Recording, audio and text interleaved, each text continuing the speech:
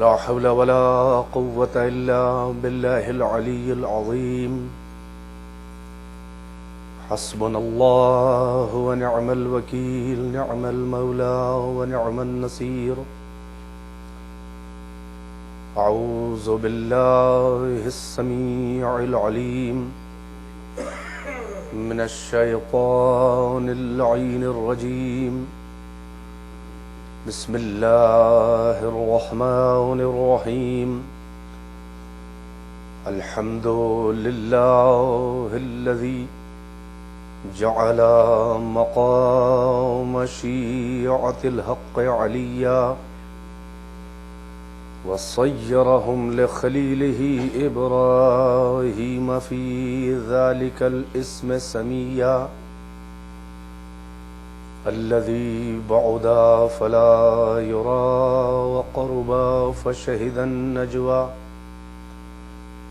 الصلاة والسلام والتحية والإكرام على المبعوث بالحق نبيا والمصطفى بالرسالة نجيا. العبد المؤيد والرسول المسدد والنبي الممجد والمصطفى الأمجد والمحمود الأحمد الملقب بالحبيب والمكنى بأبي القاسم محمد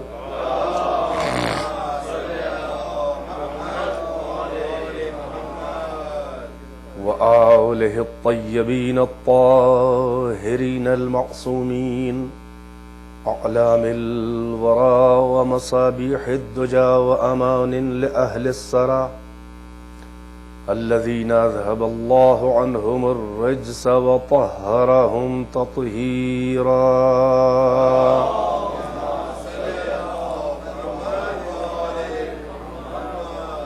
واللعنة الدائمة الباقية على أعدائهم وقتلتهم وغاصبي حقوقهم ومنكري فضائلهم والشاكين فيهم والمنحرفين عنهم. أما بعد، فقد قال الله تبارك وتعالى في القرآن الحكيم وهو أصدق القائلين وقوله الحق. بسم الله الرحمن الرحيم. لا إكراه في الدين، قد تبين الرشد من الغي، فمن يكفر بالطاغوت ويؤمن بالله فقد استمسك بالعروة الوثقى لا انفصام لها، والله سميع عليم. صلوات بر محمد وآل محمد.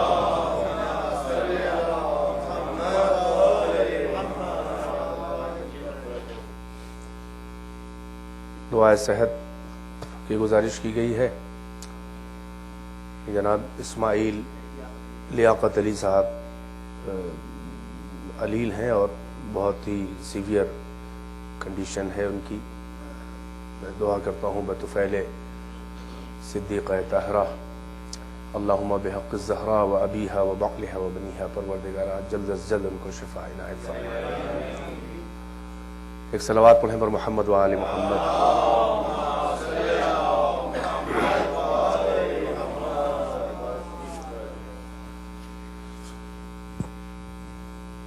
میں پھر ایک بار یہی گزارش کروں گا اور عرض کروں گا آپ حضرات کی محترم خدمتوں میں کہ آپ دیکھ رہے ہیں کہ جو کثرت مجالس کہہ لیں یا یہ کہ جو نظام الاوقات کا خیال نہیں کیا جاتا ہے، اس کی وجہ سے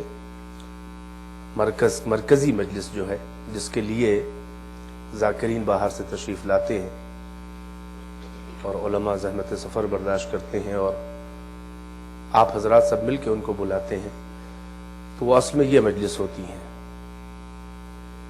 اور اس مجلس پہ اثر انداز اگر دوسری مجالس ہو رہی ہیں تو اس کو تھوڑا کنٹرول کرنا پڑے گا، اس کو تھوڑا ڈسپلن میں اور وقت کا لحاظ رکھنا پڑے گا. اب میں کیا کروں، ہم لوگ تو ظاہر ہے کہ ہماری مہار تو دوسروں کے ہاتھ میں ہوتی ہے، نہ ہمارے پاس یہاں گھوڑا ہے نہ گاڑی ہے. تو لگام دوسروں کے ہاتھ میں آ جاتی ہے، تو وہ جس وقت بھی لے جایا جائے، جس وقت بھی بٹھا دیا جائے ممبر پہ، کیا کیا جائے؟ اچھا بیٹھے ہیں تو کچھ نہ کچھ تو پڑھنا ہی ہے، کیونکہ جناب سیدہ کہانی تو ہے نہیں 10 منٹ میں ختم کر دیں۔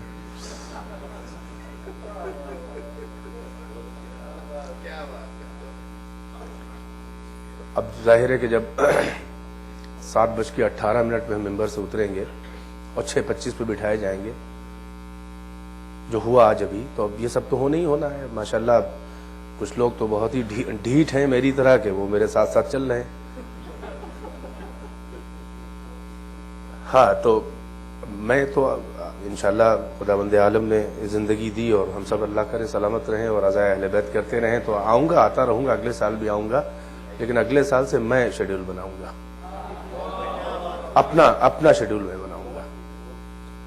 وعدے گھروں کی مجلس کے مجھ سے پوچھ کے لیے جائیں، اور اگر میں ایک اصول بتا دے رہا ہوں، یہاں سے تو کوئی فون کر کے تو نہیں وعدے ہم سے پوچھے گا، لیکن میرا کہنا یہ ہے کہ بس دن میں ایک مجلس، وہ آپ کوئی 10 مجلسیں کریں، ہم نہیں جانتے، میں نہیں پڑھوں گا، ایک مجلس ظہر کے وقت جو نماز ظہر سے شروع ہو یا کوئی ظہر پڑھ کے آئے، بس اس کے بعد سینٹر کی مجلس ہوگی، اور اگر کسی کو بہت شوق ہے شب بیداری کا تو یہاں کے بعد میں حاضر ہوں، جس کو آنا ہو آئے، جیسے کہ پڑھ ہی رہا ہوں، 2-3 دن ہو گئے رات میں مجلسیں تھی، تین شبیں تو ایسی ہو گئی کہ میں 2 سے اور 3 کل 2:45 بجے رات میں گھر آیا ہوں۔ تو بس ایک دن میں مجلس میں پڑھوں گا، اور مرکز میرے لیے یہ اول ہے، مرکز کی مجلس میرے لیے اہم ہے، زیادہ اہم ہے، اس کے طفیل میں باقی مجلسیں ہیں۔ یہ کوئی طریقہ نہ ہوا کہ معلوم ہوا کہ وہ دن بھر میں ذاکر کو بھی تھکا دیا، مجمع کو تھکا دیا، اور یہاں کی مجلس جو ہے وہ سنسان جاری ہے، سناٹا، عجب ماحول ہے۔ گھر کی مجلس میں وہاں تک مجمع بھرا ہوتا ہے، اس لیے نہیں بھرا ہوتا ہے گھر چھوٹا ہوتا ہے، نہیں، تعداد کا بھی اندازہ ہے مجھے، اس سے 4 گنی تعداد گھر کی مجلس میں ہوتی ہے۔ تو یہ تعلقات آپس کے تعلقات کی بات نہیں ہے، اہل بیت سے تعلقات کا مسئلہ ہے۔ تو وہ بھی ٹھیک ہے، مومن کو خوش کرے، وہ غم حسینی ہے، وہ بھی ہے، لیکن اس میں تعلقات کا عنصر اگر مومن سے مومن کا غالب ہے، اور جناب سیدہ سے جو ہم کو امید شفاعت ہے، تو مجلس تو ہر مجلس حسین ہے۔ پھر وہی عرض کروں گا کہ یہ اہم اس لیے ہے کہ یہ آپ ہی سب مل کے اس کو آرگنائز کرتے ہیں، اگر مرکز سے بندھے نہیں رہیں گے تو منتشر ہو جائیں گے، اور کسی صاحب کا گھر اس لائق نہیں ہے کہ وہ مرکز بن سکے۔ وہ ہمارا گھر ہے، یہ حسین کا گھر ہے، ہم نے منسوخ کیا ہے۔ نہ مسجد اور گھر برابر ہو سکتا ہے، نہ امام بارگاہ کسی کا گھر، وہ کسی چاہے آیت اللہ العظمیٰ کا گھر ہو۔ ایک صلوات پڑھیں بر محمد و آل محمد۔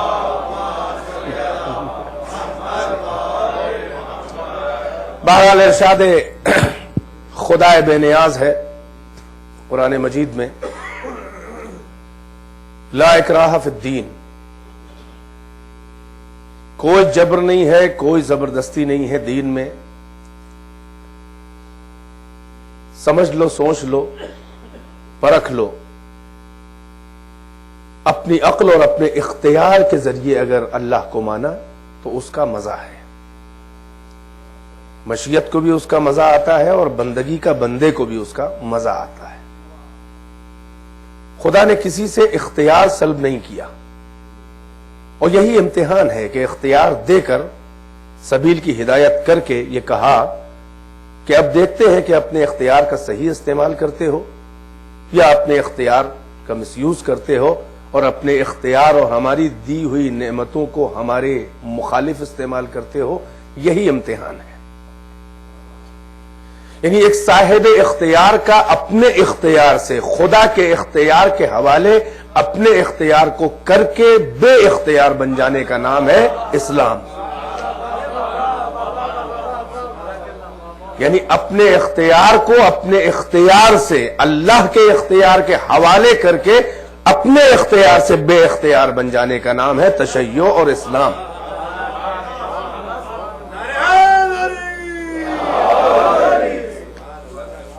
میں سمجھتا ہوں آپ مائک کو ویسے ہی کر دیں جیسے کل آپ نے کیا تھا، مجھے کچھ لگ رہا ہے اس سے چھیڑ چھاڑ دن میں کی جاتی ہے، رات میں ہم اس کو صحیح کرواتے ہیں اور یہ دن میں چھیڑ دیتا ہے اس کو کوئی۔ ایک صلوات اور پڑھیں بر محمد و آل محمد۔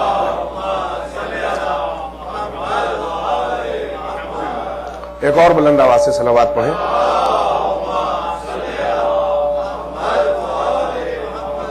3 سے عدد پورا کر دیں۔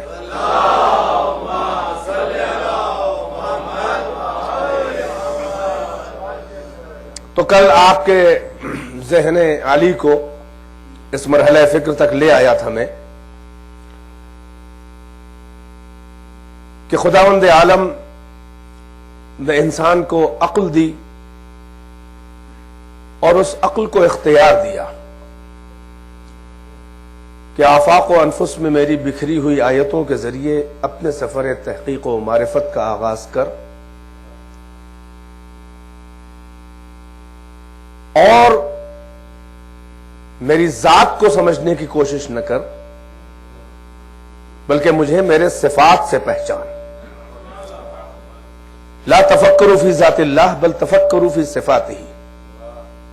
اللہ کی ذات میں تفکر نہ کرو بلکہ اس کے صفات میں غور کرو. اب کل آپ کے اذہان عالیہ میں یہ باتیں محفوظ ہوں گی اور مجھے دہرانا نہیں ہے کہ صفتیں اپنا وجود خارجی رکھتی نہیں ہیں. اس ذات کو سمجھنے کے لیے ضرورت تھی کہ اس کی صفات کا مشاہدہ کیا جائے. چنانچہ اس نے انتظام کیا. یہ کائنات کی چھوٹی چھوٹی آیتیں جو ہیں وہ یہ تو بتا سکتی ہیں کہ اللہ ہے، مگر یہ نہیں بتا سکتی کہ اللہ ہے تو کیسا ہے، عالم ہے تو کیسا ہے، رازق ہے تو کیسا ہے، رحمان و رحیم ہے تو کیسا ہے. اس کی صفتوں کا اندازہ لگانے کے لیے ذات خدا تو سامنے آ نہیں سکتی تھی، مگر اس نے کچھ ایسی ہستیوں کو پیدا کیا کہ ان کی ذات اور اللہ کی ذات تو ایک نہیں ہے، وجود تو الگ ہے، مگر یوں کہوں کہ وہ خدا تو نہیں ہے مگر خدا سے جدا بھی نہیں. یعنی یہی وہ نور اول، یہی وہ آئینہ اول ہے کہ خدا نے اپنے تمام صفات کا مرقع اور آئینہ بنایا اسے. اور اس نور ہی کی شاید یہ آواز ہے کہ جس کو علامہ اقبال نے اپنے اشعار میں نظم کیا کہ میری صدائے شوق سے شور حریم ذات میں، میری نوائے شوق سے شور حریم ذات میں، غلغلہائے الاما بت کدے صفات میں. یہی وہ نور اول ہے کہ جس نے مشیت کو، جس نے صفات خدا کو عریاں کیا. یہی وہ آئینہ اول ہے کہ جس نے جو عرفان خدا کا آئینہ ہے، یعنی اگر کسی کو خدا کو دیکھنا ہے، میں آپ کو کس منزل پہ لانا چاہ رہا ہوں مگر سرحد شرک و ایمان کے قریب سے ہو کے گزرنا چاہ رہا ہوں، اس لیے کہ اگر کوئی مشاہدہ شرک نہ کرے گا تو شرک سے بچے گا کیسے؟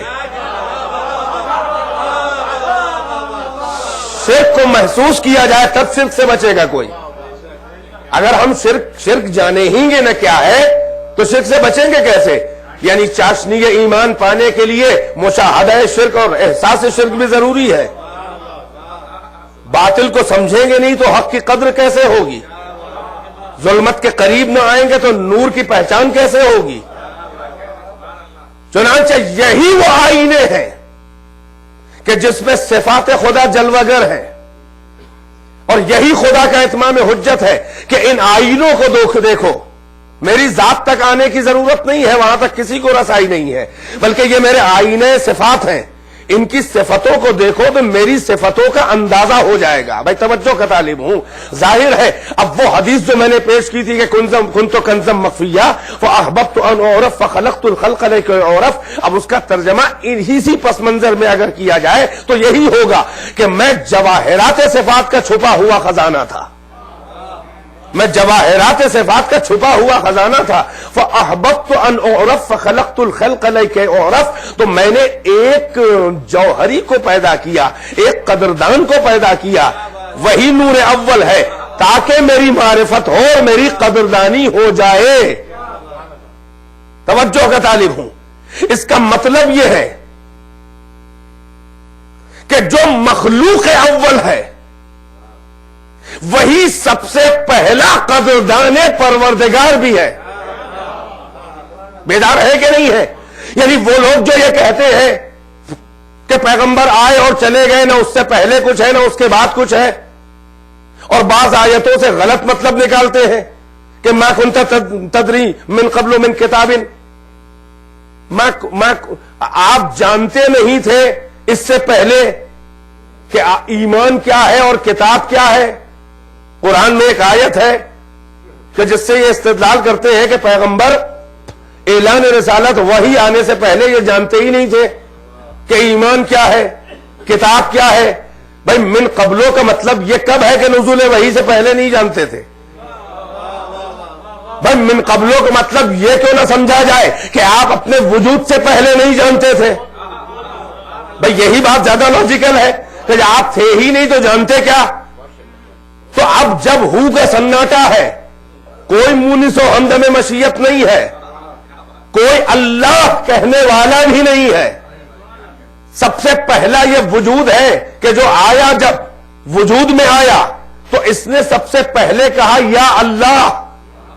یعنی کوئی بھی ایسا وجود اس سے پہلے نہیں ہے کہ جو اللہ کو اللہ کہنے والا ہو.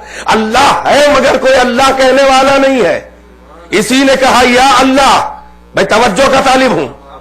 ہو کا سناٹا ہے، ذات خدا ہے، اللہ ہے، مگر کوئی اللہ کہنے والا بھی نہیں ہے. بلکہ یوں کہوں کہ ذات خدا کے حصار میں صفات کے قیدی مقید ہیں. زندان ذات میں صفات کے قیدی مقید ہیں. یہ صفات خدا کے قیدی اپنی آزادی چاہتے ہیں مگر ابھی حصار ذات میں صفتیں ہیں. یا یوں کہوں کہ صفتیں منزل قوت میں ہیں مگر منزل فعل میں نہیں ہیں. یعنی کہنے کا مطلب آسان لفظوں میں یہ ہے کہ اس میں صلاحیت خلق تو ہے مگر کسی کو پیدا کرے تو خالق کہلائے. بھائی سطح ذہن کو ذرا آپ بلند کریں. میں آج تمہید میں آپ کے وقت کو نہیں گزارنا چاہ رہا ہوں، توجہ کا طالب ہوں، اسے کہ کل ہی کی مجلس کی تمہید سے آج فائدہ اٹھانا چاہ رہا ہوں تاکہ جلدی منزل تک آپ کو پہنچا دوں انشاءاللہ. کہ زندان ذات میں صفات کے قیدی مقید ہے. اللہ اللہ ہے مگر کوئی کہنے والا نہیں ہے. اس میں صلاحیت تو ہے خلق کی مگر کسی کو خلق کرے تو خالق کہلائے. اس میں صلاحیت رزاقیت تو ہے مگر کسی کو پیدا کر کے رزق دے تو رازق کہلائے. اس میں صلاحیت رحم تو ہے مگر کسی کو پیدا کر کے رحم کرے تو رحیم و رحمان کہلائے. بھائی بیدار ہے کہ نہیں ہے؟ یعنی ابھی اس کی صفتیں جو ہے وہ ذات میں مقید ہیں. یہی وہ مخلوق اول ہے کہ جسے اس نے پیدا کیا تو خالق کہلایا. اور اسی مخلوق اول نے کہا یا اللہ، یا خالقو، یا رازقو، یا باسطو، یا اولو، یا آخرو، یا ظاہرو، یا باطنو، یا عالمو، یا علیم، یا حی، یا قیوم. یہ سارے نام اللہ نے اپنے نہیں رکھے ہیں. بھائی توجہ ہے کہ نہیں ہے؟ یہ سارے نام اللہ نے اپنے نہیں رکھے ہیں بلکہ نور اول میں کہ جو وجود میں آیا تو حقیقت میں علم وجود میں آیا. میں توجہ کا طالب ہوں. مجھے نہیں معلوم کہ میں نے کسی مجلس میں کہا کہ نہیں کہا کہ عالم انوار کی اداؤں سے پکارا ہے. سب سے پہلے نور پیدا کیا، سب سے پہلے عقل پیدا کی، سب سے پہلے روح پیدا کی، سب سے پہلے لوح پیدا کیا، سب سے پہلے قلم پیدا کیا. تو اس کا مطلب کیا ہے؟ سب سے پہلے ہے. یعنی کئی چیزیں سب سے پہلے نہیں ہو سکتی. یہ میتھمیٹیکلی رانگ ہے. اس کا مطلب یہ ہے کہ ایک ہی وجود کی مختلف ادائیں ہیں. توجہ ہے کہ نہیں ہے؟ تو یہ نور وجود میں. اور ایک اور حدیث ہے کہ اول ما نزل من الرحمن هو العلم. سب سے پہلی وہ صفت رحمان کی، سب سے پہلی وہ صفت کہ جو مقام ربوبیت سے نزول کر کے پیکر مخلوق میں آئی وہ صفت ہے علم. یعنی مخلوق کے پیکر میں سب سے پہلی اللہ کی وہ صفت جو مجسم ہوئی وہ ہے علم. تو یہ نور اول وجود میں نہیں آیا ہے بلکہ یہ علم وجود میں آیا ہے. بھائی بیدار ہے کہ نہیں ہے؟ اس نے کہا یا عالمو، یا علیم، یا قدیر، یا رحمان، یا رحیم، یا اللہ. اللہ کو یہ اپنے نام اتنے پسند آئے کہ جو نور اول نے لیے تو اب ادھر سے آواز آئی کہ دو نام میرے لیے رحم دے،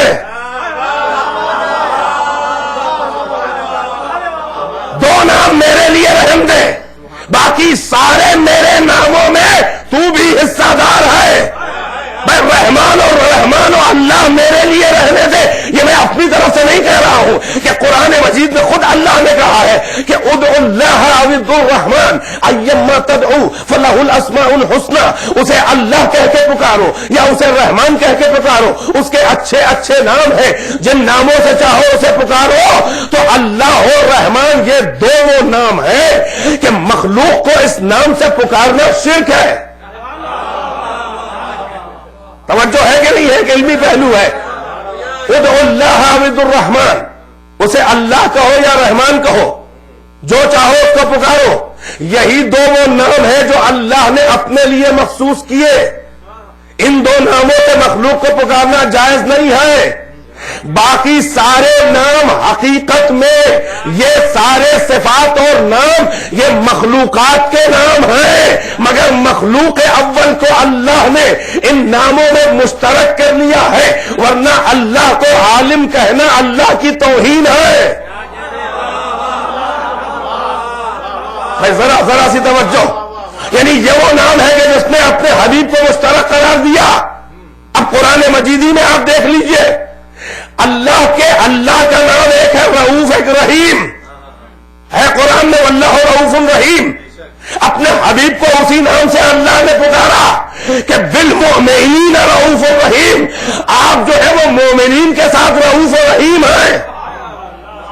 قرآن میں اللہ نے اپنے کو بھی عالم کہا، محمد کو بھی عالم کہا، اپنے کو بھی رحیم کہا، محمد کو بھی رحیم کہا، اپنے کو بھی قدیر کہا، محمد کو بھی قدیر کہا۔ فقط اللہ اور رحمان دو ایسے نام ہیں جو اللہ سے مخصوص ہیں، اور حقیقت تو یہ ہے کہ یہ سارے نام محمد کے نام ہیں، اس لیے کہ اللہ کو عالم کہنا اللہ کی توہین کس لیے ہے؟ توجہ کا طالب ہوں، اللہ عالم نہیں ہے، اللہ کو عالم کہنا اس کی توہین ہے۔ اللہ قادر نہیں ہے، قادر کہنا اس کی توہین ہے۔ نہ قادر ہے، نہ قدیر ہے، نہ عالم ہے، نہ علیم ہے۔ اللہ حی نہیں ہے، توجہ کا طالب ہوں۔ پکارا گیا ہے اس کو اس ناموں سے، مگر اس کو بھی بتاؤں گا کس لیے۔ حقیقت میں یہ سارے اسما جو ہے یہ خالق کے نام نہیں ہے، یہ مخلوق کے نام ہے۔ وجہ کیا ہے؟ اللہ عالم ہو تو اس کی توہین ہو جائے گی۔ اللہ عالم نہیں ہے، اللہ ہے علم۔ کل آپ نے سنا کہ اس کے سارے صفات جو ہے وہ صفات اس کے جو ہے وہ عین ذات ہیں۔ عالم وہ ہوتا ہے جس کی ذات و صفت الگ ہو، یعنی وہ محتاج ہو اپنی صفت میں کسی کا، یعنی ذات پہلے اور صفت بعد میں آئے، یا کم سے کم ساتھ میں بھی آئے تو کسی کی دی ہوئی صفت ہو۔ توجہ ہے کہ نہیں ہے؟ یعنی ہم وہ ہے کہ علم بعد میں آتا ہے، محمد اور آل محمد کا علم ان کے وجود کے ساتھ میں آتا ہے، مگر وہ محتاج خدا ہے اپنے علم میں۔ بہت خاص توجہ، ہم بھی محتاج خدا، وہ بھی محتاج خدا۔ ہم کورے پیدا ہوئے ماں کے پیٹ سے، ہمارے صفات بعد میں عارض ہوئے۔ آل محمد کا مسئلہ یہ نہیں ہے کہ وہ پیدا ہوئے اور صفتیں بعد میں انہوں نے پریکٹس کر کے کمائی، نہیں، بلکہ ان کا جو وجود ہے حقیقت میں وہ سارے صفات ایک ساتھ لے کر آیا ہے، یعنی ان کے وجود سے ان کی صفتوں کو الگ نہیں کیا جا سکتا۔ غور کیجئے گا، اب یہاں پہ ایک منزل ہے۔ لوگ کہتے ہیں کہ اہل بیت کا علم کیسا ہے، آل محمد کا علم کیسا ہے، اللہ کا علم پھر کیا ہے؟ میرا کہنا ہے کہ آل محمد و آل محمد ان 14 کا علم ذاتی ہے۔ ہو سکتا ہے کوئی کہے کہ یہ تو اللہ کی پہچان ہے کہ اللہ کا علم بھی ذاتی ہے، میں کہوں گا بے شک ذاتی ہے۔ اہل بیت کا علم میں کہوں گا وہ بھی ذاتی ہے۔ اچھا ذاتی کہتے کسے؟ اسے سمجھ لیں، ذاتی اسے کہتے ہیں کہ جو صفت کسی کے وجود سے سلب نہ کی جا سکے، چھینی نہ جا سکے، الگ نہ کی جا سکے، اسے کہتے ہیں ذاتی۔ توجہ ہے کہ نہیں ہے؟ جیسے پانی سے اس کی سیالیت، بہنے کی صلاحیت چھینی نہیں جا سکتی، اگر چھین لی جائے گی تو پانی نہ رہ جائے گا۔ پانی جب تک پانی ہے سیال ہے، سیالیت اس سے چھینی نہیں جا سکتی۔ بہاؤ کی صفت، پتھر کی جمادیت جو ہے، جب تک کہ وہ پتھر ہے تب تک سے اس سے جمادیت نہیں سلب کی جا سکتی، یہ اس کی ذاتی صفت ہے۔ توجہ ہے کہ نہیں ہے؟ جب تک وہ پتھر ہے اس کی جمادیت نہیں چھینی جا سکتی، اس لیے کہ پتھر کہلایا ہی ہے جمادیت کی بنیاد پر. تو یہ اس کی ذاتی صفت ہے. بیدار ہے کہ نہیں ہے؟ نبات سے اس کی رویدگی نہیں چھینی جا سکتی جب تک وہ نبات ہے. اگر آپ چھین لیں گے تو وہ نبات میں رہ جائے گی، جب وہ بدل ہی جائے گا، اس کا میٹر ہی بدل جائے گا تو بات ہی ختم ہو جائے گی. توجہ ہے کہ نہیں ہے؟ یعنی مثال دی میں نے کہ ذاتی وہ چیز ہے جو کسی چیز سے سلب نہ کی جا سکے، چھینی نہ جا سکے، الگ نہ، یعنی ایسا نہ ہو کہ کہیں اس کی ذات الگ ہے، یہ صفت الگ کر دی ہم نے، پھر صفت یہ مل گئی، پھر یہ الگ ہو گئی. نہیں، یعنی وہ صفت ہی وہ اس کی ذات ہے حقیقت میں. بیدار ہے کہ نہیں ہے؟ یعنی وہ ذاتی صفت ہے، اس کے ساتھ جڑی ہوئی ہے. توجہ. اب علم جو ہے یا جتنے بھی صفات ہیں، محمد و آل محمد کے صفات، ان کا علم، ان کا ذاتی علم ہے. ہمارا علم ذاتی نہیں ہے. ہم میں اور آل محمد میں فرق یہی ہے کہ ہم جاہل پیدا ہوئے اور بعد میں اس میں صفت آئی، اور اس کے بعد عمر بڑھی یا کچھ بھی ہوا، ہمیں شوق لگا برین کے اوپر، ہم کوما میں چلے گئے. توجہ ہے کہ نہیں ہے؟ میں مرنے سے پہلے کی بات کر رہا ہوں. زندہ ہیں مگر جاہل. بہت بڑے عالم، بہت بڑے سائنسداں، بہت بڑے فلسفی علم کے دریا بہا رہے تھے، مگر ذرا سا دماغ ڈسٹرب ہوا تو جاہل ہو گئے، سارا علم چلا گیا. یہ صفت غیر ذاتی ہے، ذاتی نہیں ہے. ذاتی ہوتی تو بے ہوشی میں بھی بولتا. بیدار ہے کہ نہیں ہے؟ اگر یہ صفت ذاتی ہوتی تو بے ہوشی میں بھی بولتا. اگر یہ صفت ذاتی ہوتی تو پیدا ہو کے بھی بولتا ویسے ہی. اگر یہ صفت ذاتی ہوتی تو گلا کٹ کے بھی بولتا. میں بیدار ہے کہ نہیں ہے؟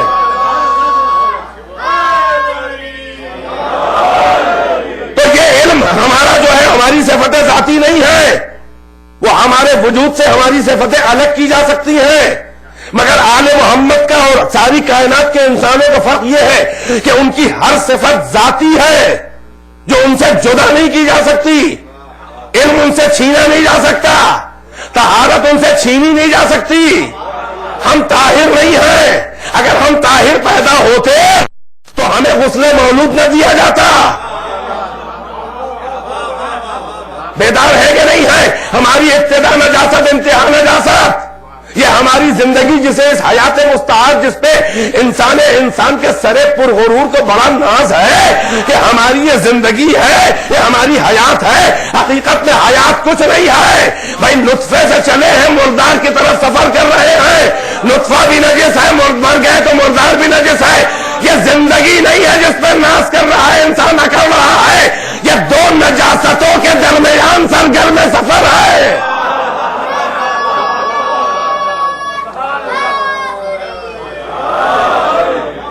ایک اور صلوات سے نوازے پر محمد و آل محمد.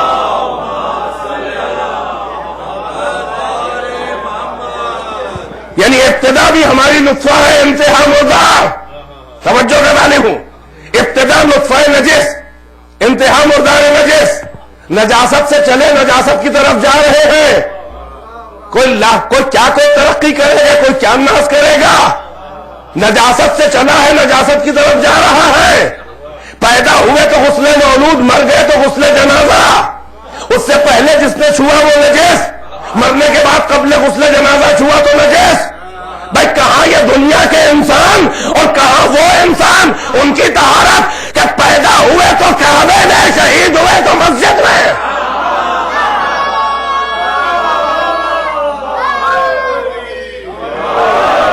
تو ہماری کوئی صفت ذاتی نہیں ہے، ہماری کوئی صفت ذاتی نہیں ہے.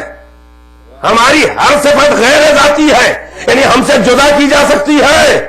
مگر محمد آل محمد وہ ہے کہ جن سے علم نہیں چھینا جا سکا،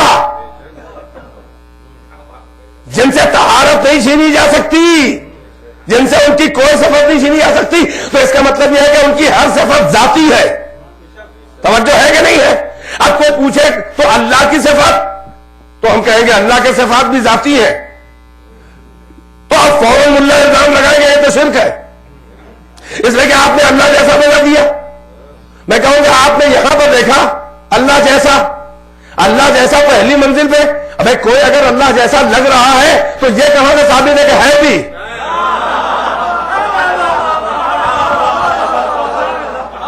بھائی لگ رہا ہے تو لگنے والوں کی آنکھوں کا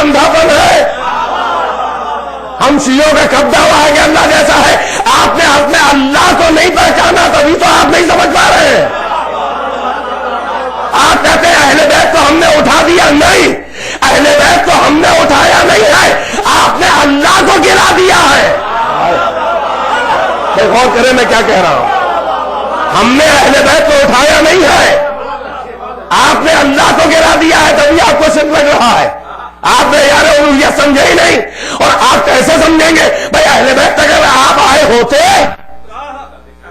اہل بیت کی بلندیوں کا اگر آپ نے احساس کر لیا ہوتا, معرفت ہو جاتی, تو اب آپ کیا جانے اللہ کیا ہے. بھائی اب اللہ کو ان سے سمجھو, جب ان تک آؤ گے تبھی تو اللہ کو سمجھو گے.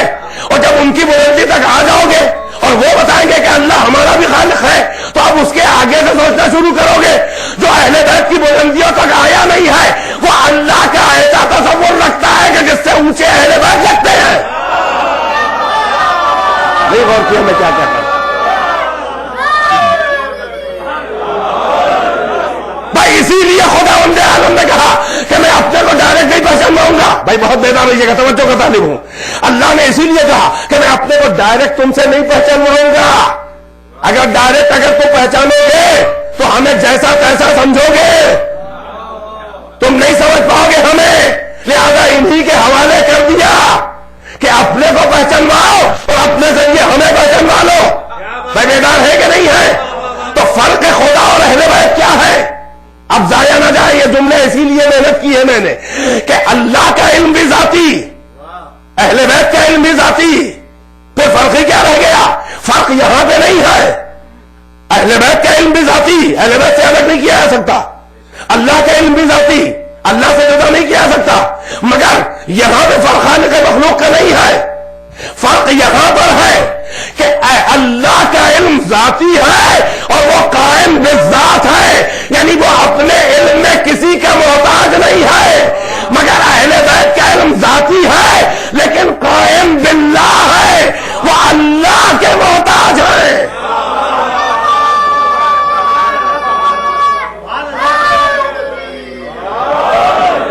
یہی احتیاج و غنا کا فرق, یہی احتیاج حاجت اور بے نیازی کا فرق, یہی خالق و مخلوق کے درمیان کا فرق ہے. اہل بیت کا علم ذاتی, اللہ کا علم ذاتی, یہ فرق نہیں ہے.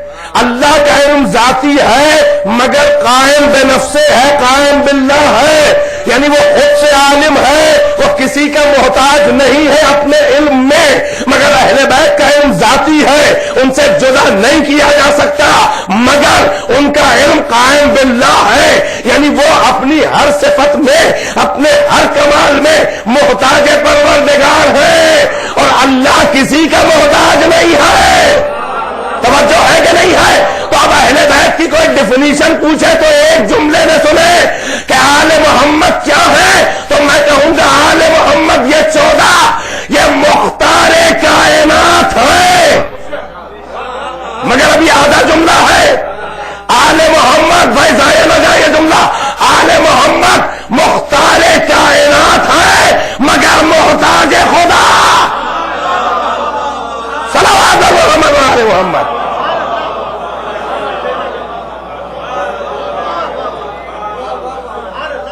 ایک اور صلوات سے نواز محمد آل محمد.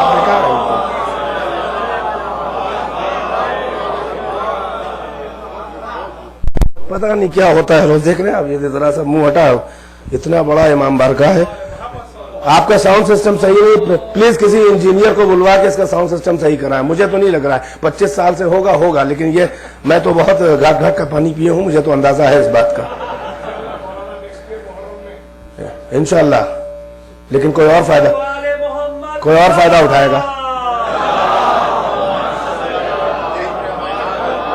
اگر نیکسٹ ایئر آپ فرسٹ اشرے کی بات کر رہے ہیں تو کوئی اور فائدہ اٹھائے گا, اس کو دیکھا جائے گا. ہاں ایک اور صلوات پڑھیں پر محمد و آل محمد.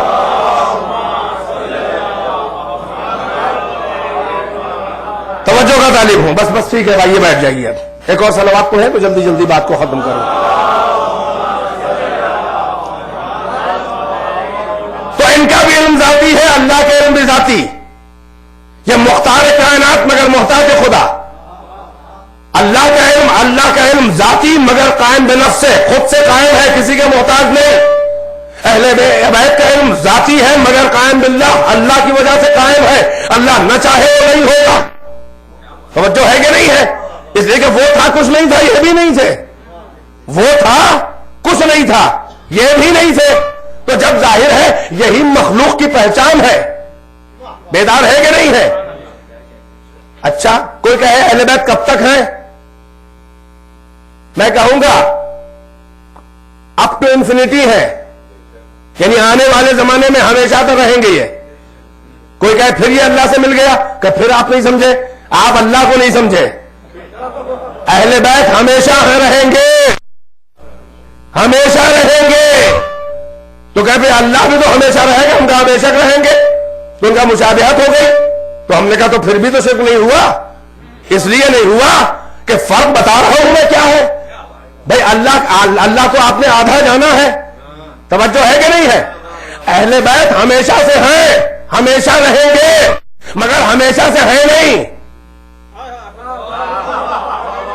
بھائی جب ہو کا سناٹا ہے، اللہ ہے اور کچھ ہے ہی نہیں، میں چھپا ہوا جواہرات صفات کا خزانہ تھا، مجھے پسند آیا، میں پہچانا جاؤں، تو میں نے ایک مخلوق کو پیدا کیا تاکہ میری معرفت میرے جواہرات صفات کی قدردانی ہو جائے، تو میں نے پہل قدرداں کو اپنے صفات کے پیدا کیا۔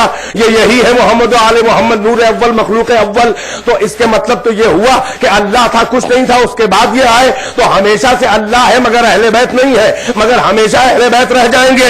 اور اللہ کی پہچان ایک طرفہ نہیں ہے کہ ہمیشہ رہ جائے گا، نہیں، وہ ہمیشہ سے ہے، ہمیشہ رہے گا۔ ہمیشہ سے ہونے کو کہتے ہیں ازلی، اور ہمیشہ تک ہونے کو کہتے ہیں ابدی، اور دونوں کو ملا کے نام ہے سرمدی۔ بھائی توجہ ہے کہ نہیں ہے؟ اہل بیت ابدی تو ہے مگر ازلی نہیں ہے، فرق پہچانے آپ؟ تو یہی وہ پیکر ہے جو صفات خدا کا آئینہ، توجہ کا طالب ہوں، یعنی اللہ نے اپنے کو پہچانوانے کے لیے، اپنی قدردانی کے لیے انہیں پیدا کیا۔ اس کا مطلب اللہ کے سب سے پہلے قدردان نور اول ہے۔ نور اول کے دو جاب ہیں، اس آئینے کے دو جاب ہیں، دو ذمہ داری ہے۔ پہلی ذمہ داری تو یہ ہے کہ وہ اللہ کو پہچانے اور قدردانی پروردگار کرے۔ توجہ ہے کہ نہیں ہے؟ سب سے پہلا جاب یہ ہے نور اول کا اس آئینے کا کہ اللہ کو پہچانے اور قدردانی پروردگار کرے، اور اللہ کے سب سے بڑے یہی قدردان ہیں۔ اگر کائنات میں کوئی بھی اللہ کی قدردانی نہ کرے تو اللہ کے لیے بس یہی قدردان کافی ہے۔ کیا سن رہے ہیں آپ؟ ان کے دو جاب ہیں۔ پہلی ذمہ داری یہ ہے کہ یہ خود اپنے آئینے میں جذب جوہر احدیت کرے، احدیت کے جوہر کو جذب کرے۔ بیدار ہے کہ نہیں ہے؟ بھائی اس کا نام ہے ایک احد، الف ہے دال، وہ قل هو اللہ احد۔ توجہ ہے کہ نہیں ہے؟ یعنی جب کوئی نہیں ہے تب وہ احد۔ اب اس کے بعد اس نے عالم امکان کی خلقت کو شروع کرنا چاہا تو نور اول کو پیدا کیا۔ یہ وہ واجب الوجود ہے، یہ ممکن الوجود میں سب سے پہلی مخلوق ہے۔ توجہ ہے کہ نہیں ہے؟ تو مخلوق اول خود ہے احد، اور اس مخلوق اول میں میم امکان لگایا۔ کچھ لوگ کنیکٹ نہیں ہو رہے ہیں۔ وہ ہے احد، اس مخلوق اول میں اس نے میم امکان لگایا تو بن گیا احمد۔ توجہ ہے کہ نہیں ہے؟ وہ ہے الف ہے دال احد، ممکنات میں سب سے پہلا جو ہے وہ ہے نور محمد۔ بیدار ہے؟ احد میں میم ممکن لگایا تو یہ بن گیا احمد۔ اسی لیے زمینوں پہ ان کا نام محمد ہے اور آسمانوں پہ احمد ہے۔ صلوات محمد و آل محمد۔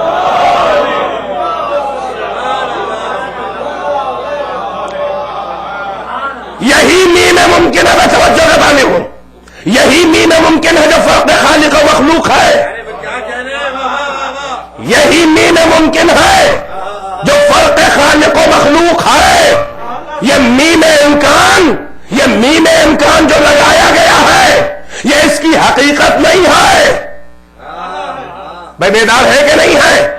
یہ ابتدا نہیں ہے احمد کی، ابتدا نہیں ہے احمد کی، یہ میم امکان احد میں لگایا گیا ہے. بھائی جیسے اللہ نے میم امکان لگایا تو بشریت کے پیکر مخلوق کے پیکر میں آیا. اللہ جب چاہے یہ میم امکان ہٹا لے. توجہ ہے کہ نہیں ہے؟ اب یہ معراج کا واقعہ ہم تو سمجھتے ہیں یہ سب سمبولک الفاظ ہیں کہ دنا فتدلی فکان قاب قوسین او ادنی، آگے بڑھا، قریب ہوا، پیچھے ہٹا، پھر اتنا قریب ہوا کہ 2 کمان یا اس سے بھی زیادہ قریب. یہ سب علامتی الفاظ ہیں.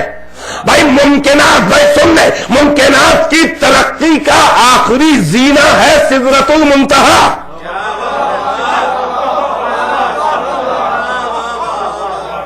بھائی میرا چھٹا ہوا مجمع ہے تو میں چھٹی ہوئی باتیں آج کر رہا ہوں. مخلوقات، ممکنات جو کہلاتا ہے، اللہ واجب الوجود جس کا وجود واجب، ممکن کیا؟ نہ وجود، نہ اس کا ہونا واجب، نہ اس کا نہ ہونا واجب، پیرلل ہے، مساوی ہے، برابر ہے، سب ہے. اب ممکنات، جتنے بھی ممکنات یعنی مخلوقات خدا ہیں، ان کی ترقی کا آخری زینہ، ان کی پہنچ آخری کیا ہے؟ سدرۃ المنتہا. چاہے سید الملائکہ جبرائیل ہو، سدرۃ المنتہا کے آگے ممکنات نہیں پہنچ سکتے. اگر اس کے آگے بڑھے تو بڑھ نہیں سکتے، اور بڑھنا بھی چاہے تو جل جائے. توجہ ہے کہ نہیں ہے؟ اس کے آگے سرحدیں نہیں ہے. جو ممکن محض ہے اس کی سرحد اس کے آگے نہیں ہے. اسی لیے سدرۃ المنتہا تک جبرائیل جا سکے، اور اس کے آگے جاتے تو جل جاتے. تو ترقی کا ممکنات کی آخری زینہ ہے سدرۃ المنتہا. مگر جبرائیل ٹھہر گئے اور احمد آگے بڑھتے چلے گئے، اور پھر منزل قرب کی انتہا کو کوئی پیمانے مسافت ناپ نہ سکا. قرب کی انتہا کو کوئی پیمانے مسافت ناپ نہ سکا. ورنہ اللہ تو کم سے کم بتا دیتا، اور بتا کے کیا کرتا جب کوئی سمجھ ہی نہ پاتا اس قرب کی انتہا کو. اب جو آوازیں ادنو منی آئی اور وہ کہاں تک گئے، کس منزل تک گئے، بس آپ یوں سمجھ لیں کہ معراج پہ تعجب اس لیے نہیں ہے کہ کیسے گئے، سدرہ کے آگے کیسے گئے. بھائی احد میں میم لگا کے احمد بنا تھا.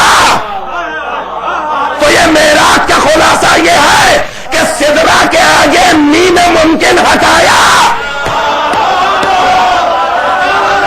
صلوات محمد وآل محمد.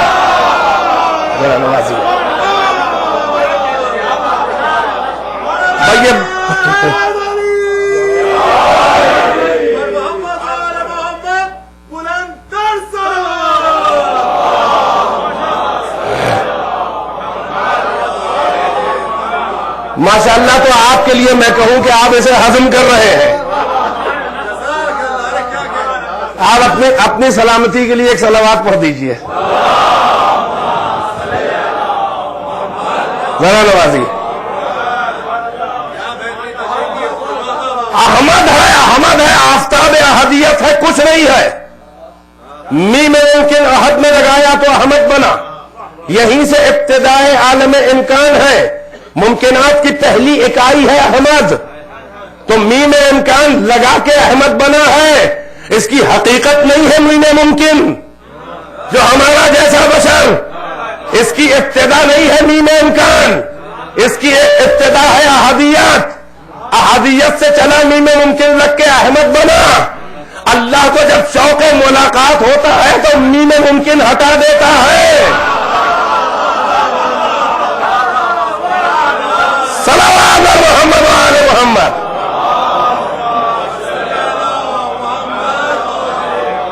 تو اب اس آئین اول کے 2 جاب ہیں.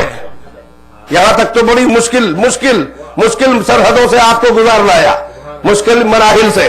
مگر اب ذرا سا اور بچوں کے لیے بھی سمجھ میں آئے کہ 2 جاب ہیں اس نور اول کے جو آئین اول ہے. کنت کنزا مخفیہ میں چھپا ہوا جواہرات صفات کا خزانہ تھا. مجھے پسند آیا کہ میری صفات کے جوہروں کی قدردانی ہو، تو میں نے ایک جوہری کو پیدا کیا کہ جو میرے جواہرات صفات کا سب سے پہلا قدردان ہو. یہ وہی نور اول ہے، اور اس آئینے کے دو جاب ہیں. ایک تو یہ کہ اللہ کا حق معرفت ادا کرے، اور دوسری ذمہ داری یہ ہے کہ اپنے آئینے وجود میں ساری کائنات کو اللہ کا دیدار کروائے.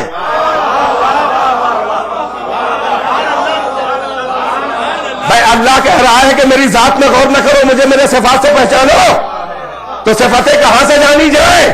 تو بھائی یہی تو ایک راستہ ہے کہ ذات تو سامنے نہ آئے گی، ذات تو الگ ہوگی، میری مخلوق ہوگی، مگر میرے صفات کا آئینہ ہوگا. تو پہلے تو جذب جوہر کرے. یہ دنا فتدلہ اور کعبہ قوسین کیا ہے؟ یہ آئینہ وجود محمد، یہ جذب جوہر صفات کر رہا ہے، بہت قریب سے عکس لے رہا ہے، اپنے وجود میں صفات خدا کو جذب کر رہا ہے. یہ قرآن نہیں ہے کہ جبرائیل وسیلہ بنے، یہ جوہر صفات ہے، یہاں جبرائیل بھی نامحرم ہے.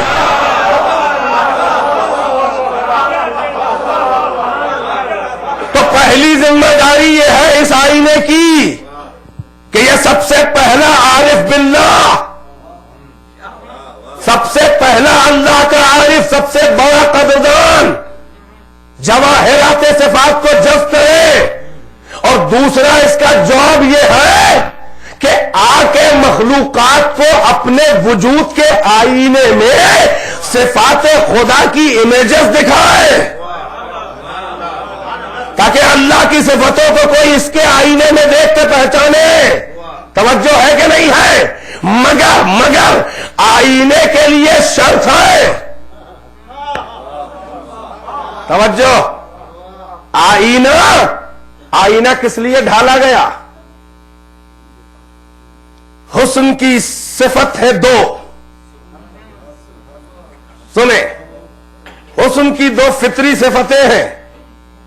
ایک حسن کی صفت ہے خود بینی، اور ایک حسن کی صفت ہے خود آرائی. خود بینی یعنی حسن اپنے کو بھی دیکھنا چاہتا ہے کہ میں کیسا ہوں. خود آرائی یعنی دوسروں کو دکھانا چاہتا ہے کہ تم بھی دیکھو میں کیسا ہوں. توجہ کا طالب ہوں.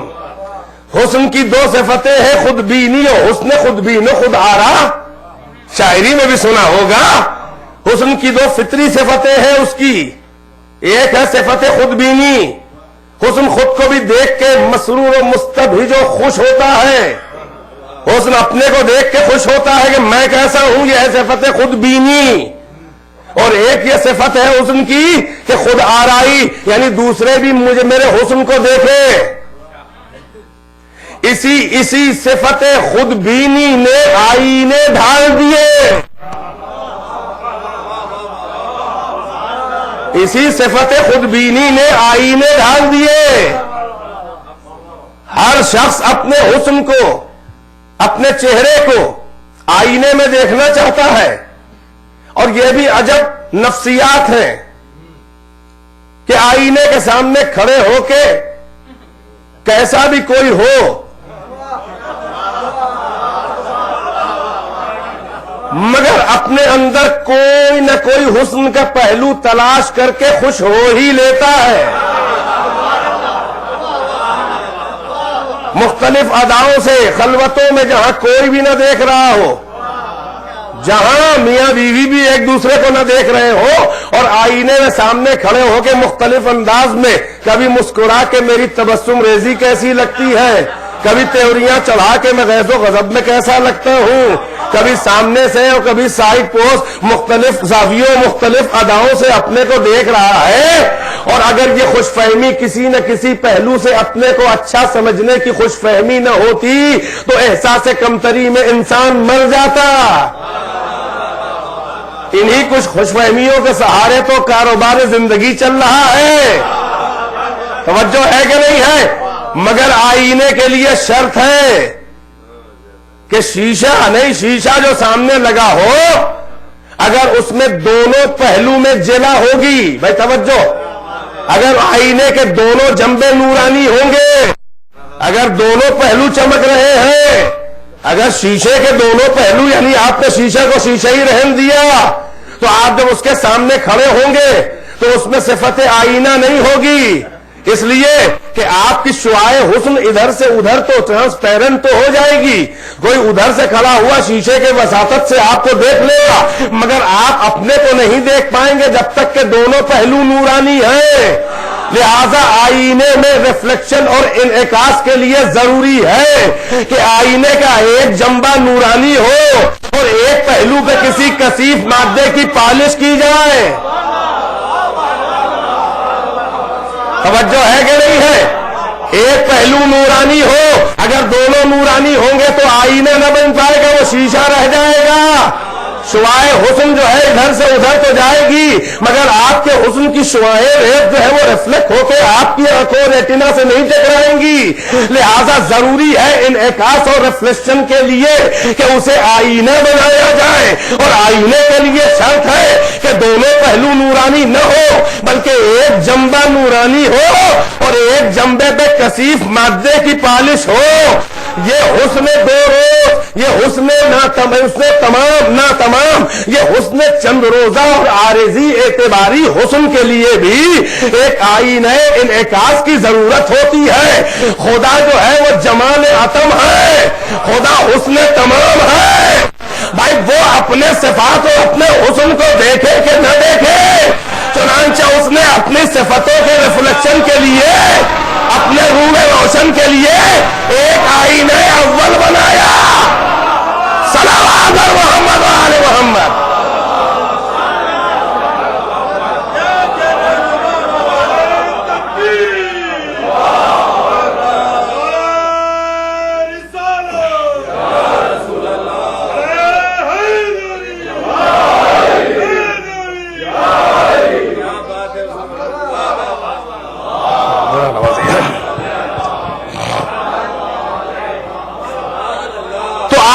کے لیے انعکاس کے لیے ضروری ہے کہ دونوں پہلو نورانی نہ ہو، ورنہ انعکاس شعاع حسن نہیں ہوگا.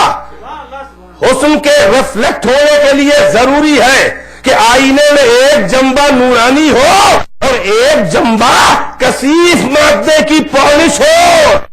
اب اللہ حسن تمام ہے اور اپنے صفات کا آئینہ اس نے بنایا ہے اس انسان اول نور اول کو. اب یہ تو ہے تو نور اول نور مجسم، مگر اگر اسے صرف نور رہن دے تو صفت آئینہ نہ پیدا ہوگی. آئینے کے لیے ضروری ہے کہ ایک جنبہ نورانی ہو، ایک کثیف مادہ ہو. اب سمجھ میں آیا کہ جو آئینہ اول تھا اس میں ایک جنبہ نور خدا کا ہے اور ایک جنبہ بشریت کی پالش ہے.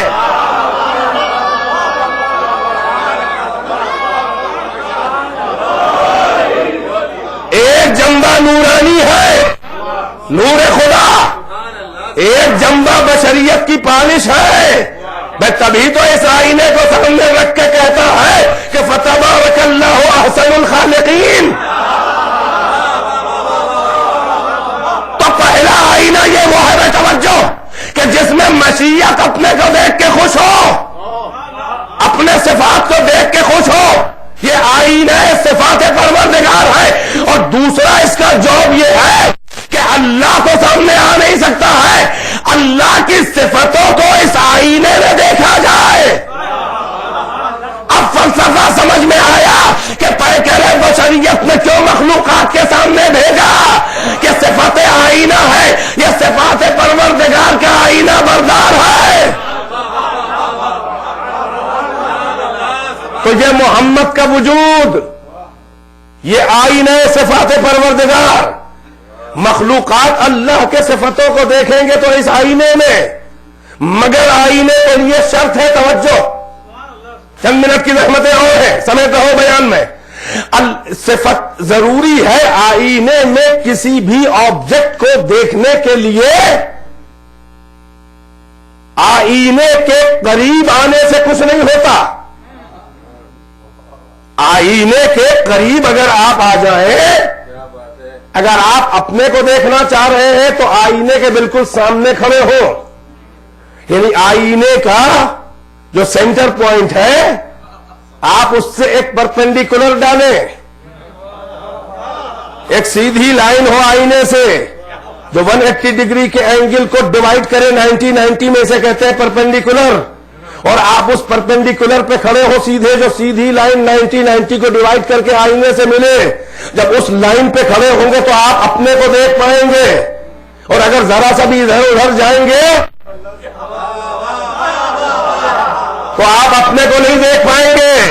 مگر اگر آپ کو کسی تھرڈ پرسن یعنی کسی تیسرے آبجیکٹ کو دیکھنا ہے، ایک تو آئینہ ہے سامنے، ایک آپ ہے، اور آپ کو ایک آبجیکٹ کو دیکھنا ہے جو مصلحتاً صحیح جو آپ کے سامنے نہیں ہے، نہیں دکھایا جا رہا ہے، نہیں آپ کے سامنے آ رہا ہے، نہ آپ کو وہاں تک جانے کی اجازت ہے، نہ وہ آبجیکٹ آپ تک ڈائریکٹ آ رہا ہے کہ نیکڈ آئی سے دیکھے، اور آپ سے کہا گیا ہے کہ اس آبجیکٹ کو آپ ڈائریکٹ نہیں دیکھ سکتے، آپ اس آئینے میں آبجیکٹ کو دیکھیں تو اب سامنے کھڑے ہوں گے تو آپ اپنے کو تو دیکھیں گے مگر اس آبجیکٹ کو نہیں دیکھ پائیں گے۔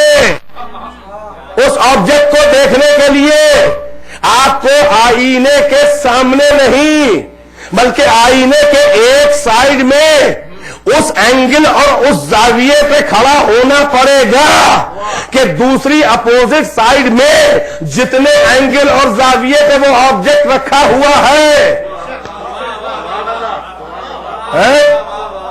توجہ ہے کہ نہیں ہے میری بات میں؟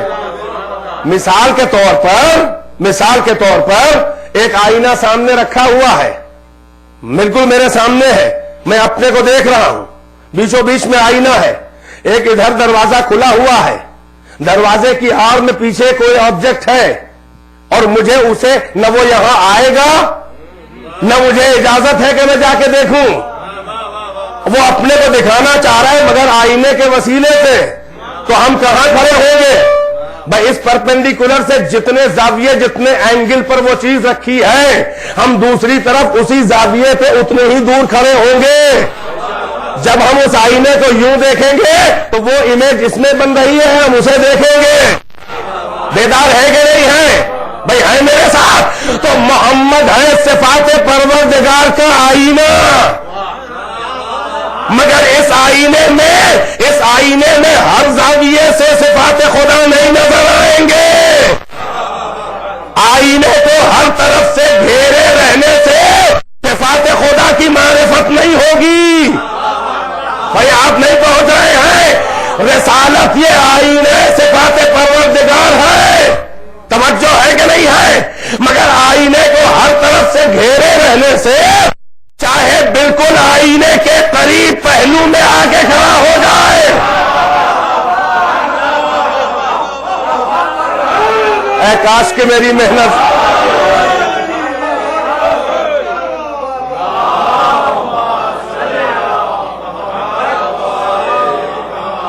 ایک اور سا نواز بلند آواز سے پڑھ دے۔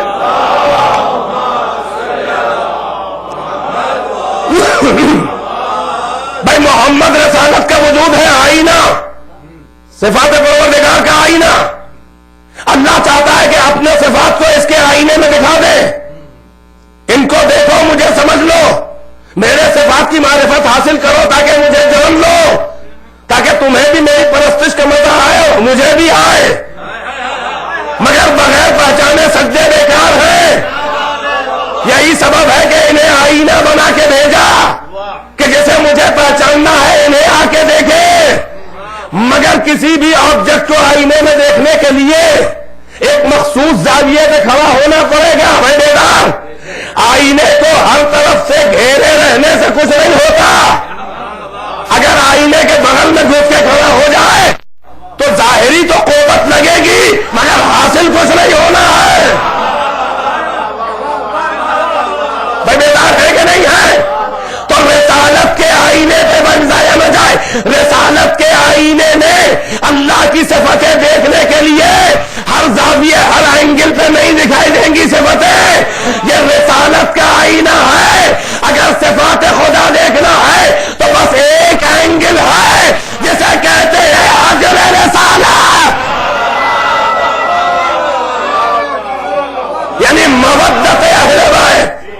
ولایت علی، مودت اہل بیت، رسالت کے آئینے میں جو مودت کے اینگل و زاویے سے کھڑا ہوگا اسے آئینے سے فائدہ ہوگا۔ اب آپ یہ ایک جملہ سنبھالیں للہ آپ کی سماعتوں کے معیار کے حوالے کہ آئینے کو ہر طرف سے بھیڑ، ہلڑ، بھبھڑ، قدر، آئینے کو ہر طرف سے بغیر معرفت کے اندھے ہو کے آئینہ رسالت کو ہر طرف سے گھیرے رہنے کا نام ہے صحابیت۔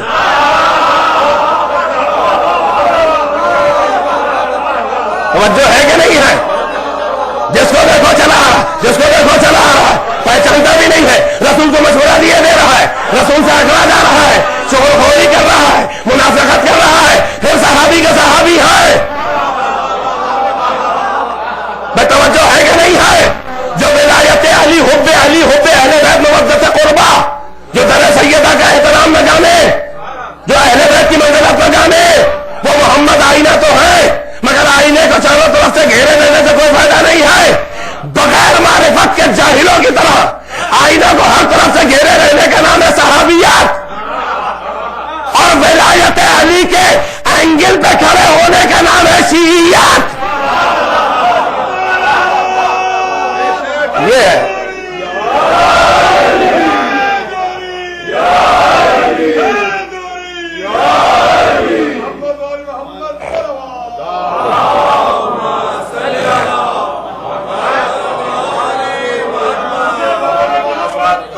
ماشاءاللہ۔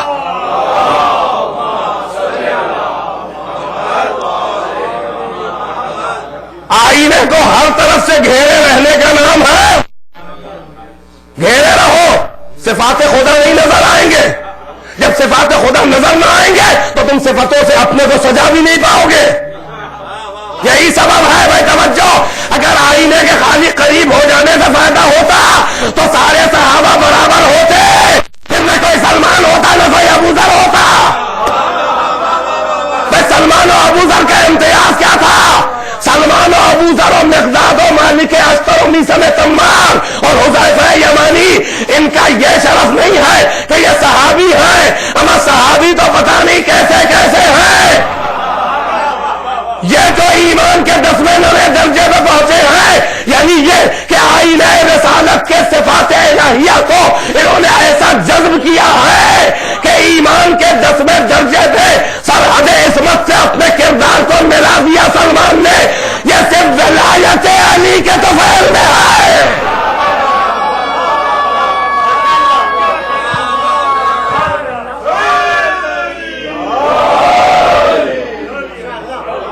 تو آئینے کو ہر طرف سے بے معرفت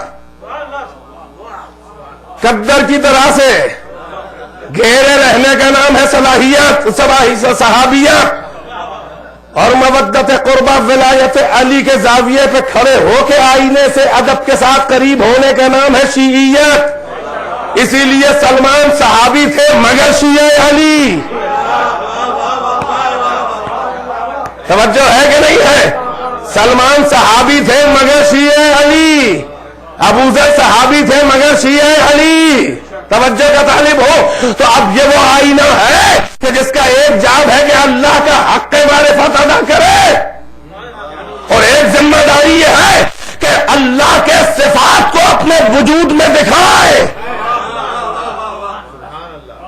اور ہر ایک آئینہ جب جلنے لگے تو اس حسن یکتا کو دیکھنے کے لیے اللہ نے آئینہ در آئینہ آئینے پیدا کیے۔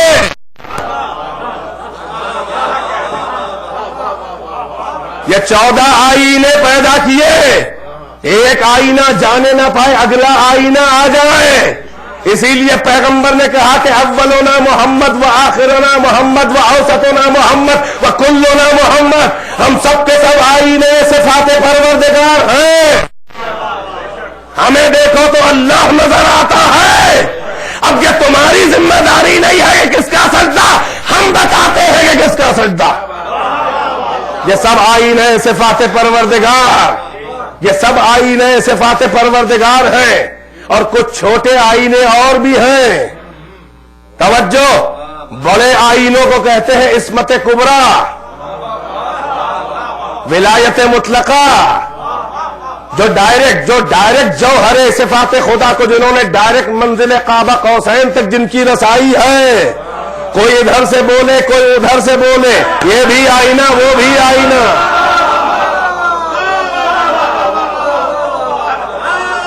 کوئی ادھر سے بولے کوئی ادھر سے بولے، یہ بھی آئینہ وہ بھی آئینہ.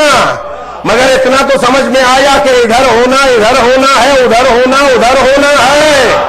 بھئی یہی سبب ہے، بھئی یہی تو محمد علی کا معراج کا فرض زمین پہ نظر آیا کہ محمد کو رسول کسی نے مانا کسی نے نہیں مانا، مگر علی کے منزل آگے ہے. محمد کو کسی نے خدا نہ کہا، مگر یہ ادھر سے آواز آنے کا نتیجہ ہے.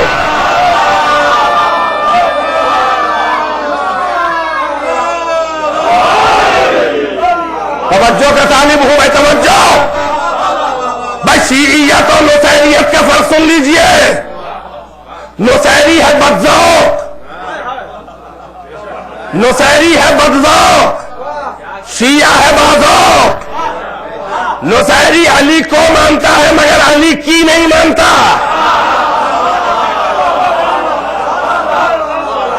نصیری علی کو مانتا ہے مگر علی کی نہیں مانتا. شیعہ علی کو بھی مانتا ہے، علی کی بھی مانتا ہے. نصیری بھی علی کو بہت چاہتا ہے، شیعہ بھی علی کو بہت چاہتا ہے. نصیری بھی کہتا ہے کہ لگتے ہو کہ قابل سجدہ تم ہی ہو. شیعہ بھی کہتا ہے کہ تیور اور ادائیں تو کچھ ایسی ہی ہے کہ مستحق سجدہ تم ہی ہو. اور دونوں علی سے پوچھتے ہیں کہ بتائیے کہ کیا کیا جائے، آپ کا سجدہ کیا جائے کہ نہ کیا جائے. علی کہتے ہیں میرا سجدہ نہیں بلکہ میرے مسجود کا سجدہ. جو علی کی نافرمانی کر کے علی کا سجدہ کر لے وہ ہے نصیری. اور جو ضبط جذبات کر کے سیدھا کھڑا رہے کہ آپ منع کرتے ہیں تو نہیں سجدہ کروں گا، وہ ہے شیعہ.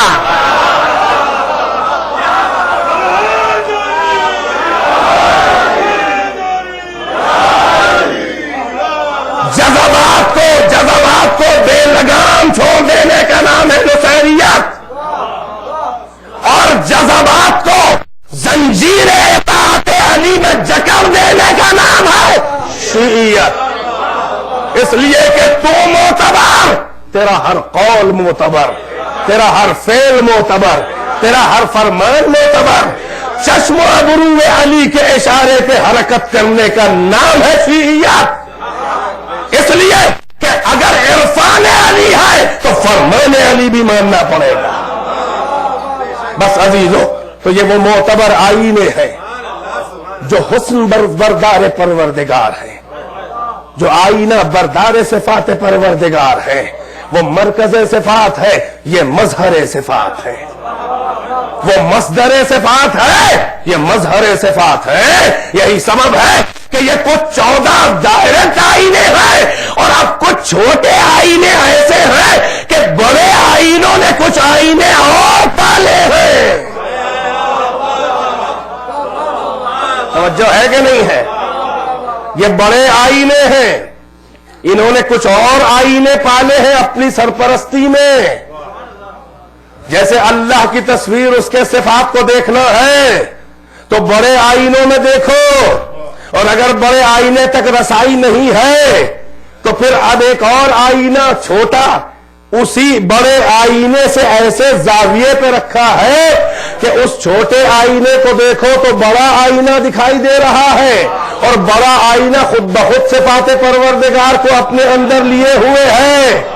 یہ آئینہ در آئینہ معرفتوں کا سفر ہے جو ہم تک پہنچا.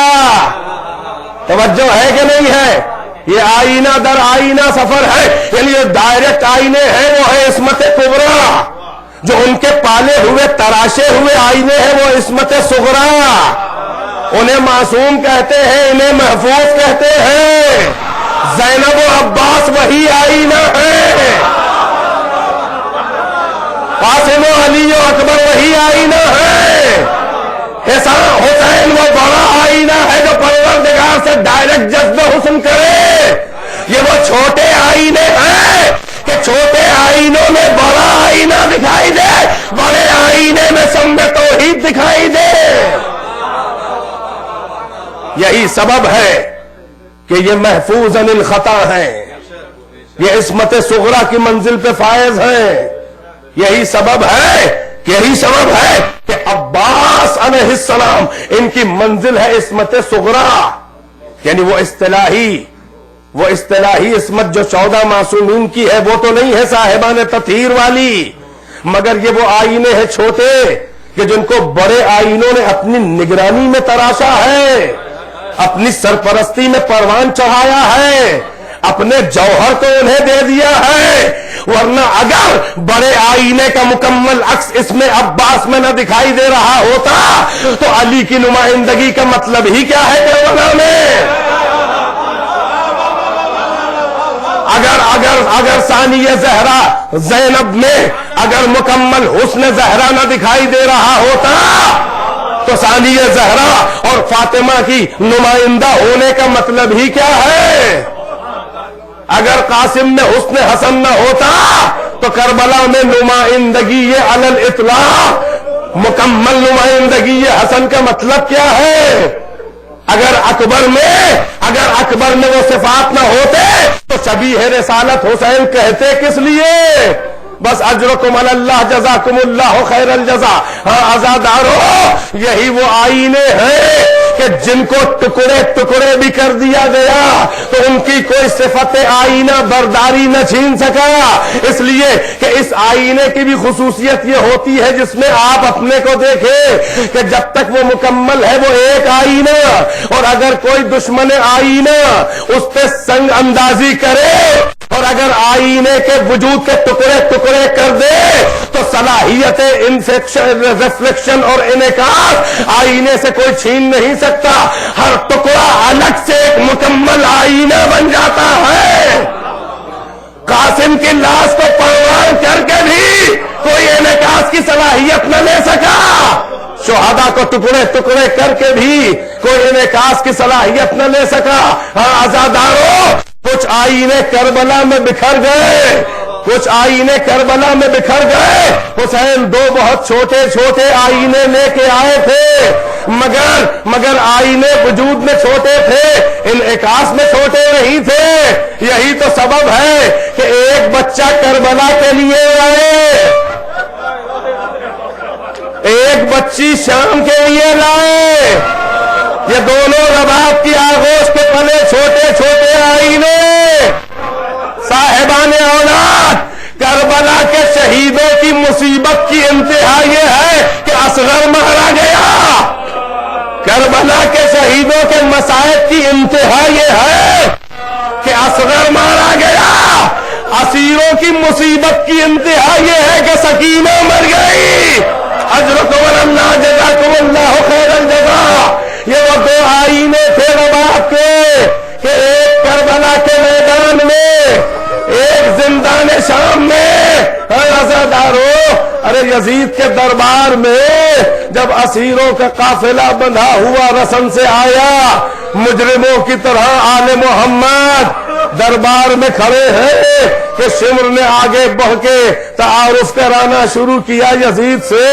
حاضی زینب بنت علی, اللہ اکبر. ارے دربار شراب خار میں ثانیہ زہرا کا نام لیا جا رہا ہے, پہچنوایا جا رہا ہے. کیا گزری ہوگی زینب پر اور کیا قیامت ہوگی سجاد کے لیے کہ ثانیہ زہرا کا تعارف اشارہ کر کے بے ردا تعارف ہو رہا ہے. عزادارو, ارے زینب کے لیے بڑی سخت منزل تھی, مگر کیا کرے, اس لیے کہ مقصد پہ نظر ہے. حسین یہ ذمہ داری چھوٹے آئینوں کو دے گئے ہیں. ارے ردا چھن گئی تو انعکاس کی صلاحیت اور بڑھ گئی. حاضی ام کلثوم بنت علی, حاضی رقیہ بنت مسلم, حاضی فاطمہ بنت الحسین, حاضی سکینہ بنت الحسین. جیسے ہی یزید نے سکینہ کا نام سنا, کہا اے سکینہ, میں دیکھ رہا ہوں کہ تم مسلسل پنجوں کے بل کھڑی ہوتی ہو، شاید تمہیں کوئی اذیت کوئی تکلیف ہے۔ سنو صاحبان اولاد، یہ وہ چھوٹی سی بچی ہے حسین کی کہ اگر اس کے مصائب، ایک جملہ سنے نفسیاتی، اگر اس بچی کے مصائب عصر عاشور سے لے کر کوفہ و شام اور بازار و دربار و زندہ، اگر یہ سب مصائب جمع کر کے کسی نا آشنا سے جو اہل بیت کے حالات اور سن و سال نہ جانتا ہو، اگر کسی غیر سے کہا جائے کہ یہ اتنی مصیبتیں ایک خاتون پہ پڑی ہے، ذرا اندازہ بتا اس کی عمر کیا ہوگی، تو وہ 4 نہیں 40 سال بتائے گا کہ اتنے مسائل 4 سال کی بچی پہ کیوں کر ڈھائے گئے اور کیوں کر وہ زندہ رہی۔ مگر عزادارو، یہ 4 سال کی بچی ہے، اور اس لیے یہ آپ نے دیکھا بچے تو اور بھی تھے، مگر سکینہ کس لیے مرکز مصائب بنی تھی؟ اس لیے کہ دشمن کو معلوم تھا کہ حسین اس بچی کو بہت چاہتے ہیں، لہذا قتل حسین کے بعد بھی ان موذیوں نے جب انہیں روح حسین کو تکلیف دینی ہوتی تھی تو سکینہ کی طرف رخ کیا جاتا تھا تاکہ یہ توبے تو حسین توبے۔ اسی لیے کوئی بڑا بے سبب تماچا مار دیا، کوئی بڑا بغیر جرم و خطا نیزہ چبو دیا، شمع کبھی پانی دکھا دکھا کے پھینک رہا ہے تاکہ روح حسین کو اور اذیت ہو۔ اس لیے یہ چھوٹی سی بچی مرکز مصائب بن گئی تھی، ہر طرف سے مصائب کا ہجوم تھا کیونکہ حسین سے قریب تھی۔ عزادارو، یزید نے پھر یہی کہا، اے سکینہ میں دیکھ رہا ہوں کہ تم اب اپنے پنجے بلند کر کر کے بار بار کھڑی ہوتی ہو، کیا تمہیں کوئی اذیت ہے سکینہ؟ سکینہ نے کہا، او ظالم، ارے مصائب میں گرفتار بھی کرتا ہے، پھر سبب اذیت بھی پوچھتا ہے، کیا دیکھ نہیں رہا ہے کہ ایک چھوٹی سی رسم میں 12 گلے باندھے گئے ہیں؟ میری ماں اور پھوپھیوں کے قد مجھ سے بڑے ہیں، جب میرا گلا گھٹنے لگتا ہے تو میں پنجوں کے بل کھڑی ہو جاتی ہوں تاکہ کچھ اذیت کم ہو جائے۔ بس سنو عزادارو، ایک بار یزید نے کہا، اے سکینہ میں نے سنا ہے کہ تمہارے بابا تمہیں بہت چاہتے تھے۔ سکینہ نے کہا، ہاں کیوں نہیں، ارے میں بھی اپنے بابا کو بہت چاہتی ہوں، یہ کوئی پوچھنے کی بات ہے؟ میرے بابا میرے بغیر سکون نہ پاتے تھے اور میں بھی نہیں سو پاتی تھی جب تک بابا کا سینہ نہ ملے۔ کہا سکینہ، ارے بابا سے ملاقات کرنا چاہو گی؟ کہا کون بیٹی چہیتی اپنے بابا سے نہ ملنا چاہے گی؟ کہا دیکھو گی تو پہچان سکو گی۔ بچی تڑپ گئی، کہا کیسی باتیں کرتا ہے، میں اپنے بابا کو نہ پہچانوں گی؟ بس یہ کہہ کے یزید نے تخت کے نیچے سے وہ تشت نکالا کہ جس میں سر اقدس تھا امام حسین کا، جیسے ہی پوشش ہٹائی، ارے مدتوں سے بچھڑی ہوئی بچی نے جیسے ہی بابا کا سر دیکھا تڑپ کے آگے بڑھی۔ یزید نے روک دیا، اے سکینہ قریب آؤ گی تو ملاقات نہ ہوگی، وہی کھڑی رہو، ہم تب جانے کہ تمہارے بابا تمہیں بہت چاہتے تھے کہ تم نہ آؤ، تمہارے بابا تم سے ملاقات کرنے آئے۔ بس مجلس تمام ہے صاحبان اولاد جن کی چھوٹی چھوٹی بچیاں ہیں، جلا ہوا دامن، جلا ہوا دامن ہاتھوں میں اٹھایا سکینہ نے، اے بابا بڑے دربار میں محبت کا ثبوت، اے میرے بابا، ارے بیٹی شہیدی بیٹی کی مجبوری دیکھو، میں نہیں آ سکتی، بابا میری گود میں آ جاؤ۔ ارے تشت سر حسین ہوا میں بلند ہوا، بچی کے ڈرے ہوئے دامن میں سر حسین، منہ پہ منہ رکھ کے مدتوں کی بچھڑی ہوئی بچی، ارے شکوے شروع کیے، اے بابا آپ کے بعد سے بستر نہ سینا، آپ کے بعد سے نہ پانی نہ کھانا، اے بابا تماچے مارے گئے، یہ دیکھو رخسار نیلے، اے بابا جو آپ نے بندے پہنائے تھے ارے چمنے چھین لیے، اے بابا اگر وہ مجھ سے کہتا کہ مجھے دے دو تو میں خود اتار کے دے دیتی، مگر ظالم نے انتظار نہ کیا، ارے بندے